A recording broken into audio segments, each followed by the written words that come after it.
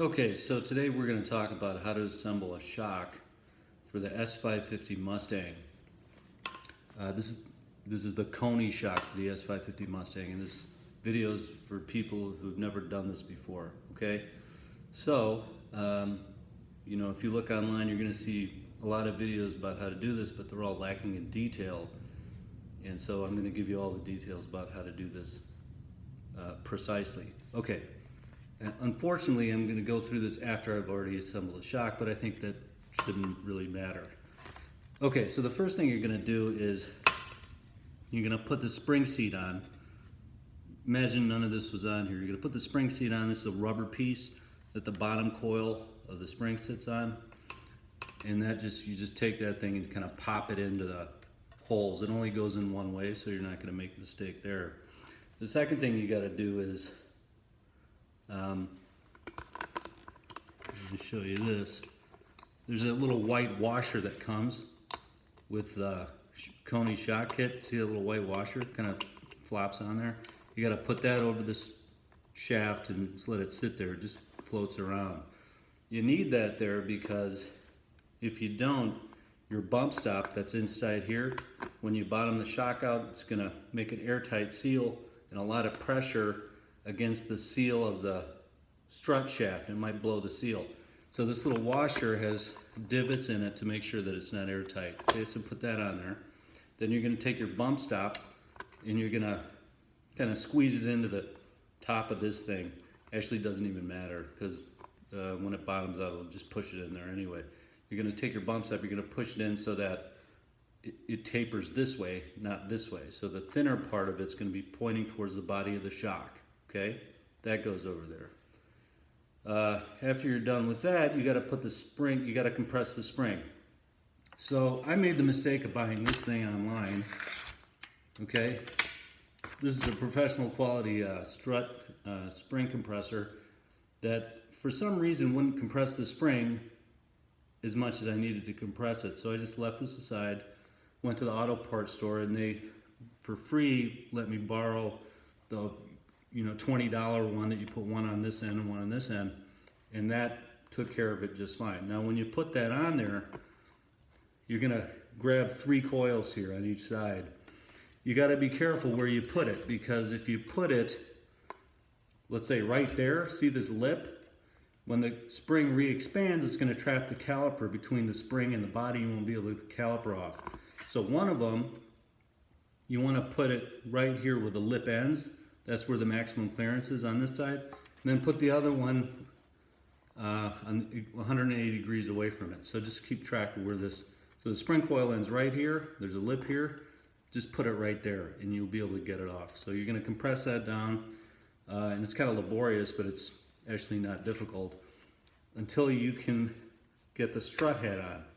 So here's a strut hat that's composed of a lower piece and a top piece. The lower piece has a ball bearing in it, and it's got the spring seat in it. And the top piece is here.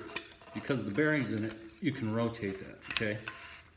You're gonna put that on there, and what you're gonna find is that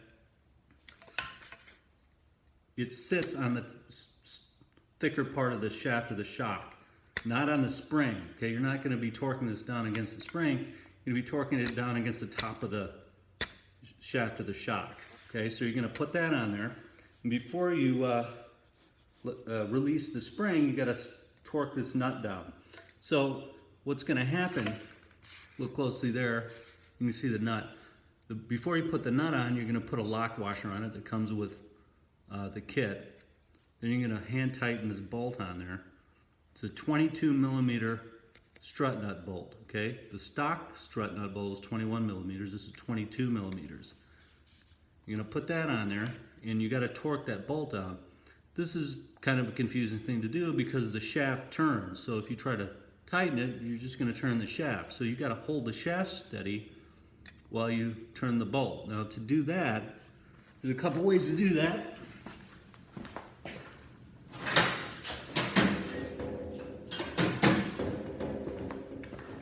One way to do it is to spend $20 and get a strut nut tool. Right, this is a 22 millimeter strut nut tool. It's a socket with a window in it.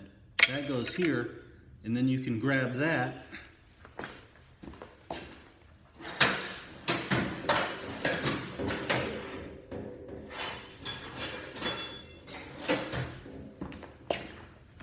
You could grab the top of the threaded part of the strut with an 11mm wrench, like that, okay? And it goes on there because there's a hex bolt on the top. There's designed specifically for this. What that'll do is hold the shaft in place while you torque the nut, right? Otherwise the shaft would spin. Now you see on the videos on YouTube, these guys just blow it on with an impact wrench. Well, if you got an impact wrench, that's great, but most of us don't, so you're gonna have to do it this way. Strut nut tool. The other thing you can do, and what I would recommend, although I use this, I also did the second shot with a different method because I wasn't really happy with the fact that you can't make a nice big pass with this because the edges get in the way here. So you can make a bunch of little passes, and I think that's suboptimal for torquing a nut. I like to make a nice big pass with it.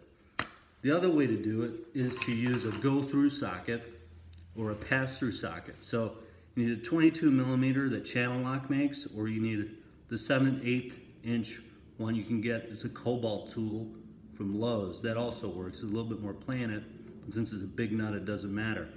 So the pass-through socket, instead of having a drive like this, you drive it from the outside because it's got a hex nut end here, and it's got a big hole through the middle, so it'll go right over the shaft of the socket, so you can still hold this with a wrench.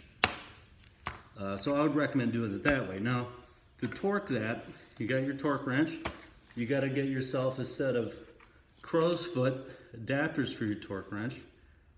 You're going to take the one that fits the end of the go-through socket.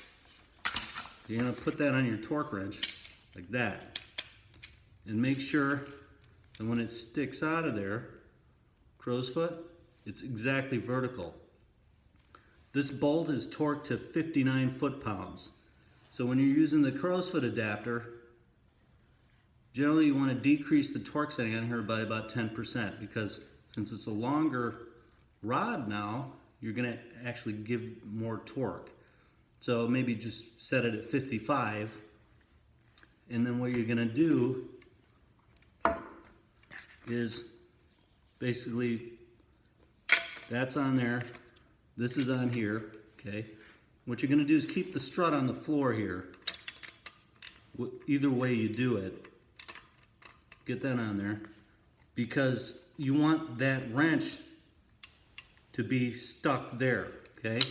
Onto the floor, that'll give you leverage to torque it, right? That's going to hold it. That can't move back now. You're going to take this, you're going to put it on here, and then you're going to torque your bolt down. Now, you won't need a crow's foot if you have the strut nut tool. I'm just showing you with this just so you understand what I'm doing. If you got the strut nut tool, you should use a regular ratchet. You could do it that way. Either way will work. I was happier using the go-through socket, but this thing will work too.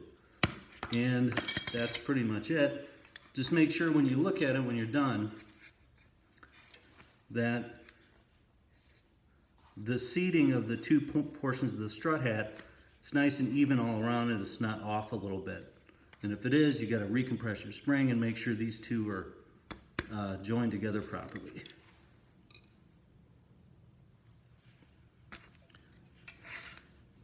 And that's pretty much it. Thank you.